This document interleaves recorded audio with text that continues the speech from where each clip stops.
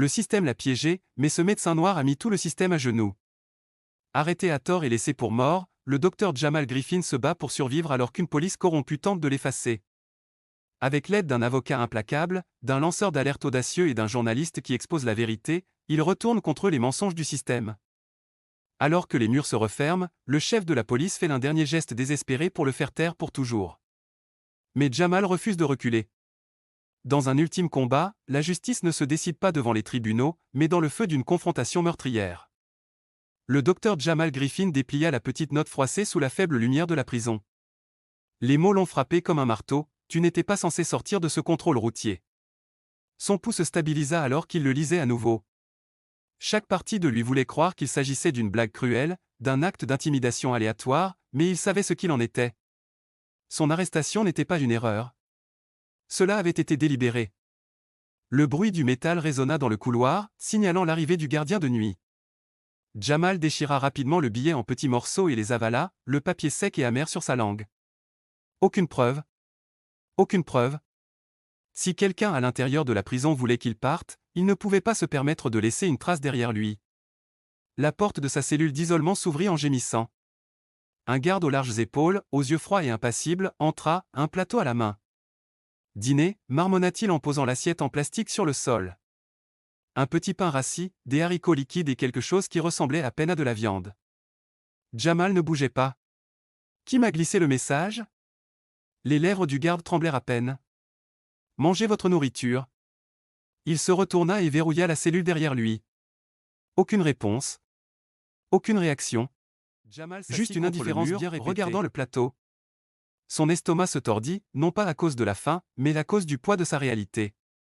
Quelqu'un tirait les ficelles, et s'ils avaient pris la peine de lui injecter de la drogue, de saisir des preuves et de le mettre en isolement, il n'avait pas encore fini. Ses doigts tracèrent le bord de son insigne, la seule chose qu'il n'avait pas prise. Le boîtier en plastique bon marché était fissuré, mais son nom était toujours lisible, Dr Jamal Griffin, chirurgien cardiothoracique. Autrefois, il portait du poids. Maintenant, cela n'avait plus de sens. Ses pensées se tournèrent vers Vanessa Clark, son avocate.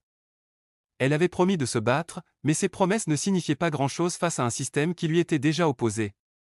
Combien de temps faudra-t-il avant qu'il fabrique d'autres accusations?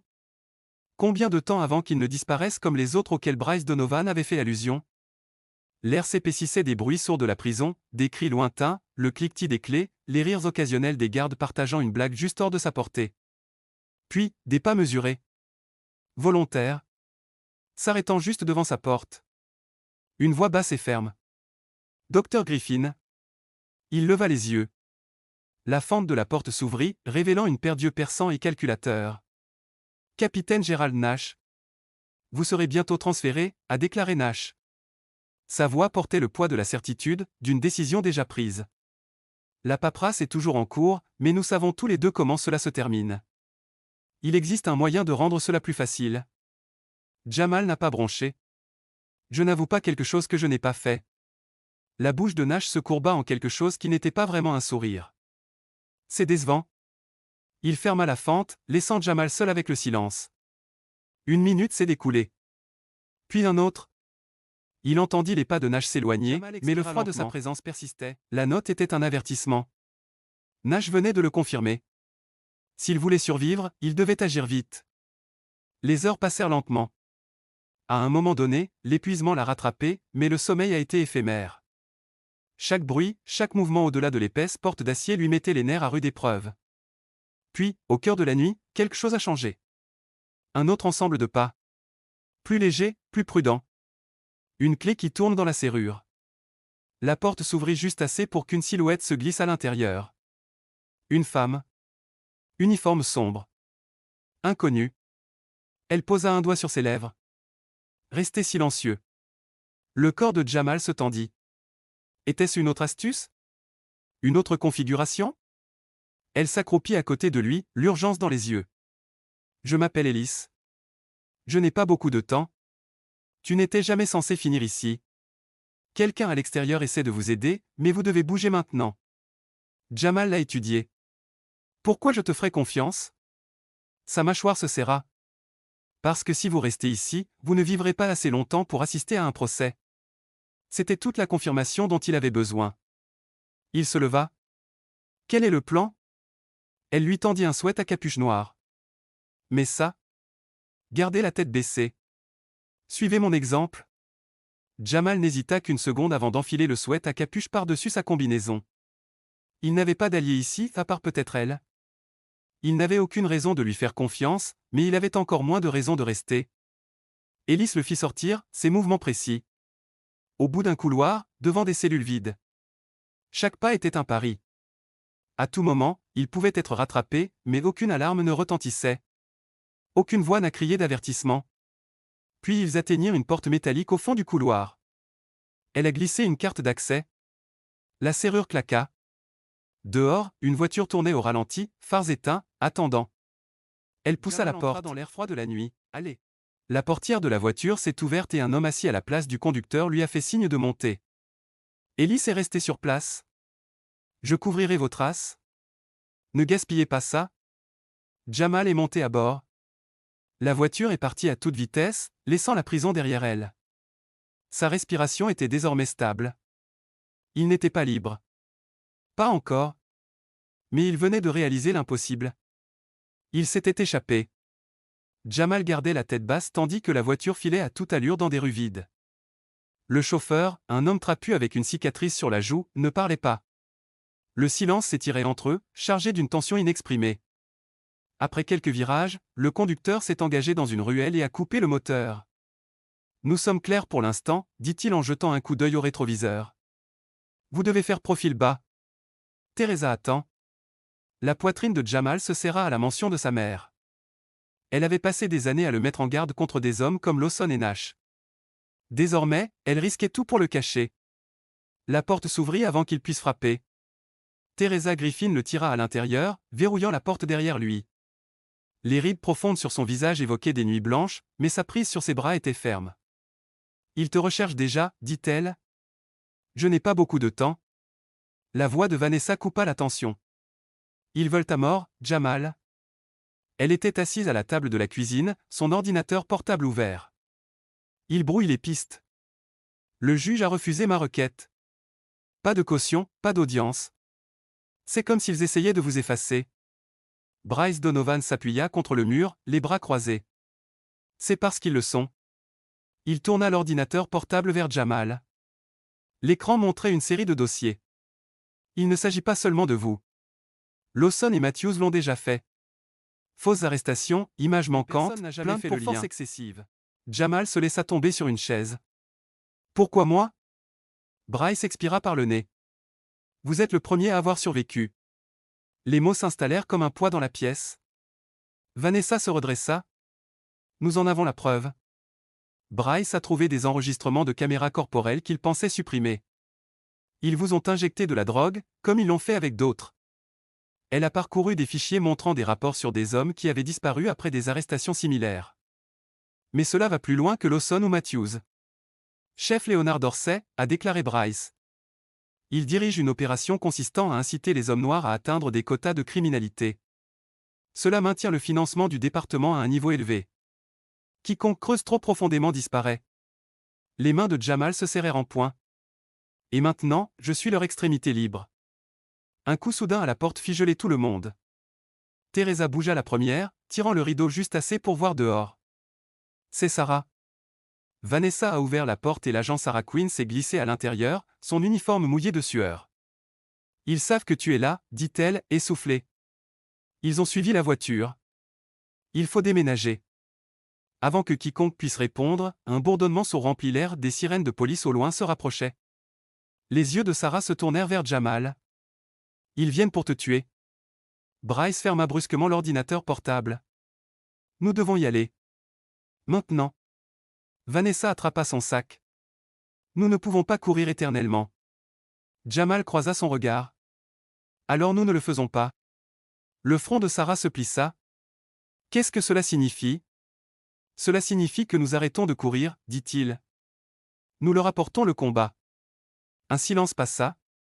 Puis Bryce eut un sourire narquois. J'aime ça. Les yeux de Vanessa se plissèrent. À quoi penses-tu ? Jamal se leva, la résolution s'installant sur lui.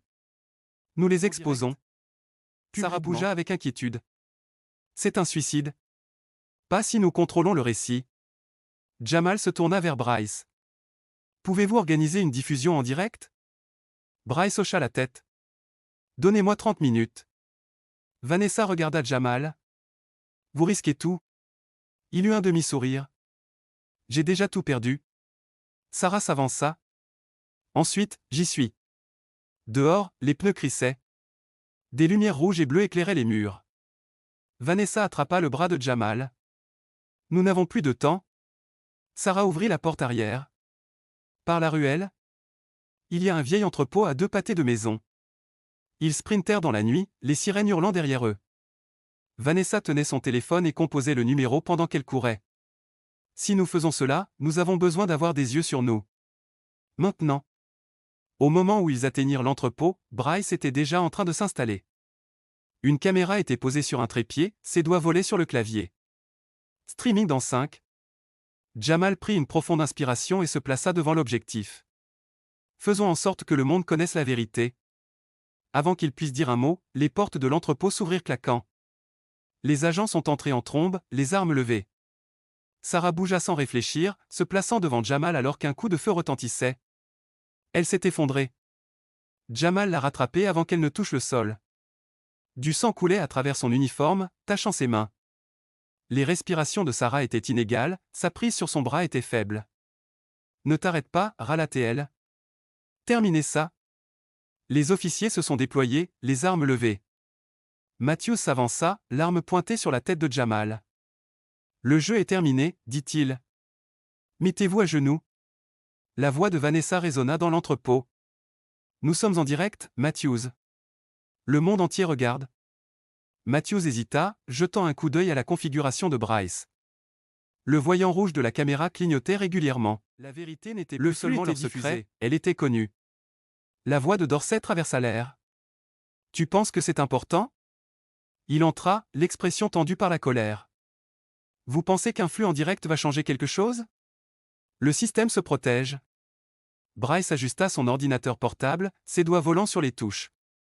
C'est drôle, dit-il, sa voix empreinte de satisfaction. Parce que le FBI pense autrement.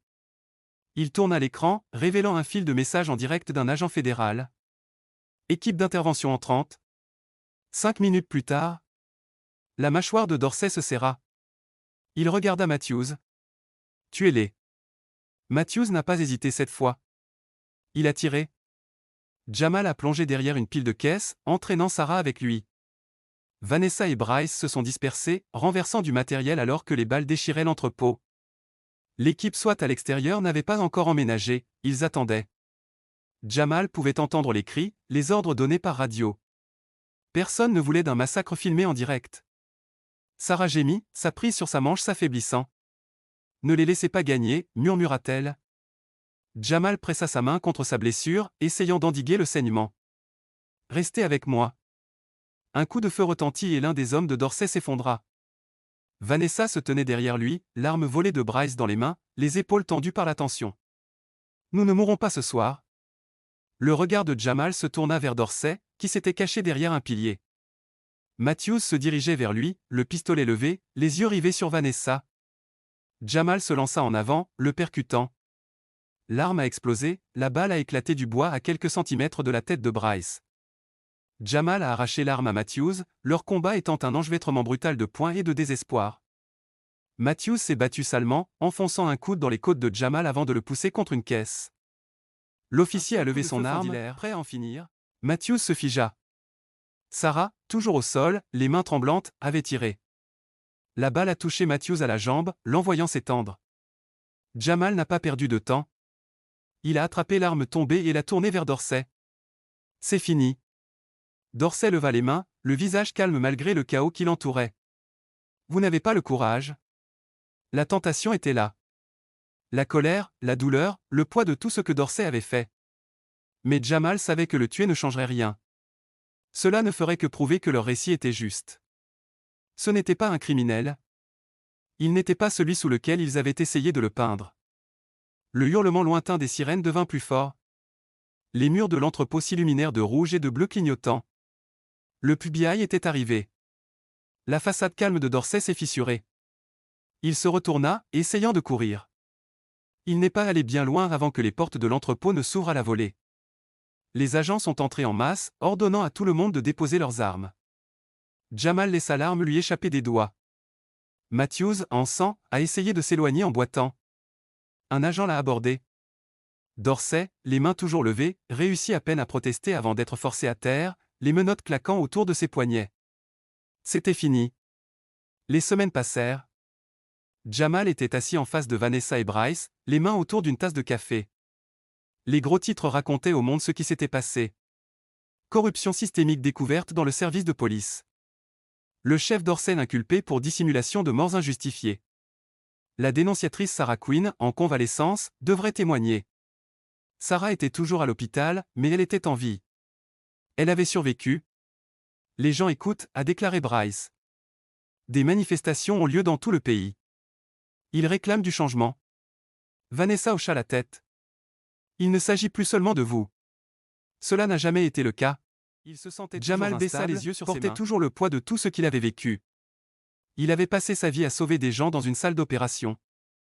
Il n'aurait jamais pensé qu'il devrait se battre pour se sauver. Teresa entra et posa une assiette de nourriture devant lui. Mange, dit-elle simplement. Jamal croisa son regard. Pour la première fois depuis des semaines, il y vit autre chose que de la peur. Il y avait de la fierté. Il ramassa sa fourchette. Quelques mois plus tard, Jamal se tenait devant un palais de justice et regardait les journalistes ranger leurs appareils photo. Les procès étaient terminés. Matthews avait accepté un accord de plaidoyer, mais Dorsey avait été condamné. D'autres policiers faisaient toujours l'objet d'une enquête. Le combat n'était pas terminé, mais la première bataille était gagnée. Il se tourna vers Vanessa et Bryce. Quelle est la prochaine étape? Vanessa expira. Réforme. D'autres cas sont révélés. Le système est en panne. Bryce eut un sourire narquois. J'ai l'intention de m'assurer qu'il se brise. Jamal hocha la tête. Alors mettons-nous au travail. Une voiture a traversé un quartier calme et chic. Un jeune officier noir était assis au volant, les mains fermement sur le volant. Un homme blanc en costume se dirigea vers sa voiture, les yeux tournés vers la voiture de police. La main de l'officier flottait près de sa radio. Une longue pause. L'homme est monté dans sa voiture et est parti. Le policier a observé encore un moment avant de reprendre la route. Le cycle n'était pas terminé. Mais le changement avait commencé.